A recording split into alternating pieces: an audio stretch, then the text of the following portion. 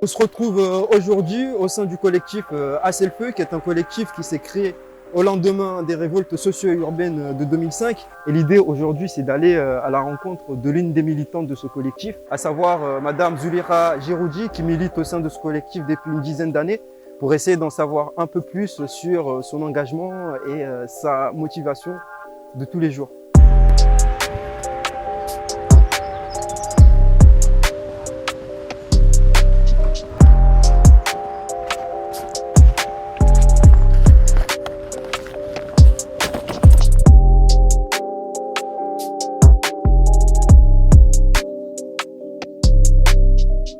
Je me présenterai comme une militante associative depuis mon plus jeune âge. Hein. J'ai été déléguée d'élèves au primaire, déléguée d'élèves au collège, au lycée. Enfin, j'ai toujours milité. J'ai toujours manifesté quand il y avait des manifestations sur Paris, mais avec des belles causes. Et le fait de vivre à Clichy-sous-Bois, parce que je ne suis pas une Clichychoise de naissance, hein, je suis arrivée il y a plus de 20 ans, c'est une ville où le militantisme s'est accentué chez moi. Vu que je suis arrivée dans une ville qui était très enclavée, où je ne connaissais personne, enfin, pour moi il y avait des choses à faire depuis les révoltes sociales de 2005. Alors là je suis... le porte-parole des mamans militantes sur Clichy-sous-Bois et en région parisienne. Vivre à Clichy, pour les personnes qui ne connaissent pas la ville de Clichy-sous-Bois, nous sommes une ville perdue, une ville qui fait peur, etc. Et pour moi, c'est un bonheur de vivre à Clichy-sous-Bois. C'est une ville où je me ressource quotidiennement, à chaque instant. Toute rencontre me permet de me ressourcer. Le fait de venir travailler chaque matin, justement ici, au centre social de couleur, je fais des rencontres. Donc à chaque pas, je rencontre une personne. Et cette rencontre, en fait, c'est ça mon énergie. C'est des gens qui vous poussent, qui vous boostent et qui vous donnent l'envie de continuer. C'est des rencontres, c'est des choses que j'ai concrétisées par la suite ici à Clichy-sous-Bois, qui me fait dire que c'est la plus belle ville, pour moi hein, personnellement, c'est la plus belle ville de France.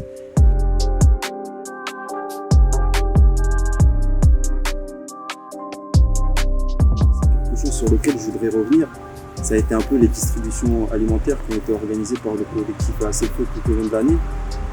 Encore une fois, je vous ai senti investi et pourtant c'était une période difficile pour tout le monde. C'était une période très difficile, c'était une période où nos modes de vie ont changé. Donc ça a changé pour tout le monde, pour les gens qui allaient bien comme pour les gens qui allaient moins bien. Donc pour ceux qui allaient bien, ça s'est dégradé, mais pour ceux qui allaient moins bien, ils ont touché le fond. Et je trouvais important de faire partie de sa distribution alimentaire, notamment qui a été dynamisée par le collectif Assez le Feu et le centre social de couleur. C'était important parce que nous, on est au quotidien avec le public, avec un public qui est déjà fragilisé, mais la crise sanitaire les a encore plus fragilisés. Et c'est important qu'on les soutienne, qu'on leur tende la main. Malheureusement, pour nous, c'est peu ce qu'on a fait. Leur donner un petit sourire pour un petit panier, c'était la moindre des choses. Nos quartiers, ils ont de la gueule. Quand je dis ils ont de la gueule, c'est qu'on fait des belles choses. Et quand on dit on a de la gueule, c'est parce qu'on a des choses à dire aussi. Et malheureusement, on ne veut pas nous entendre, on ne veut pas nous écouter, et on veut toujours laisser les autres parler à notre place. Nous, on a décidé clairement, par nos actions, d'agir. On vient de parler de votre engagement au sein du collectif Assez le Feu, de votre attachement à l'égard de la ville de Clichy-sous-Bois. Vous, comment vous définirez le terme communauté? C'est quoi la communauté pour vous? La communauté, c'est la communauté clichychoise. Moi, j'estime que nous sommes une famille, qui n'a pas de religion, qui n'a pas de pays, nous sommes français, clichychois, point à la ligne. Et pour vous, vous appartenez à quelle communauté? Cette communauté-là, Clichychois? La communauté des bienveillants. La communauté d'Assez le Feu, des bienveillants. Est-ce que ces communautés, pour vous, ce sont des communautés qu'on choisit ou bien des communautés qu'on subit?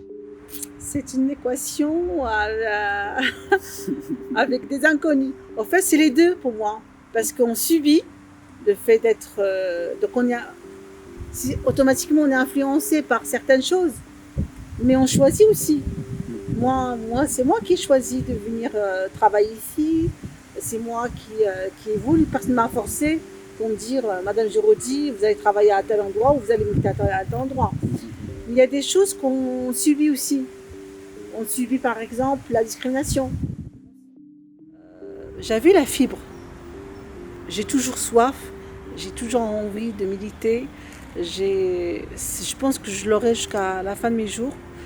Et cette chose-là, je l'ai aussi transmise à mes filles. Mais ça, c'est quelque chose qui me tient à cœur. Et donc, on dit que les chats ne font pas des chiens ou les chiens ne font pas des chats, je ne sais plus. Mais en tout cas, c'est quelque chose qui, je pense que ça va de mère en fille.